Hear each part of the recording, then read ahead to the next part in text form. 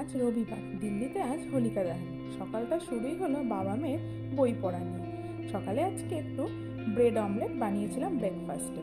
তারপরে মাম্মামকে জুস খাইয়ে দিয়েছিলাম আর ওকে স্নান করিয়ে দিয়েছিলাম তাড়াতাড়ি করে। দুপুরের জন্য বানিয়ে নিয়েছিলাম চিকেন।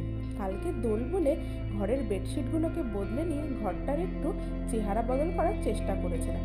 সন্ধেবেলাতে বানিয়েছিলাম ধোকলা। ধোকলা বানানোর ফুল রেসিপিটা আমার বড় ব্লগটাতে দেওয়া আছে, আপনারা চাইলে গিয়ে দেখে আসতে পারেন। সন্ধেবেলাতে হোলিকা দহন দেখতে যাবো বলে বিকেলেই তাড়াতাড়ি এগুলো বানিয়ে নিয়েছিলাম। আমরা যেমন দোলের আগে ন্যাড়া পোড়া করি, তেমনই দিল্লিবাসীরা করে হোলিকা দহন। আর এই যে আমি আর মাম্মাম রেডি হয়ে গেছি, আর এখানে দেখুন রাস্তার ওপরেই হচ্ছে হোলিকা দহন।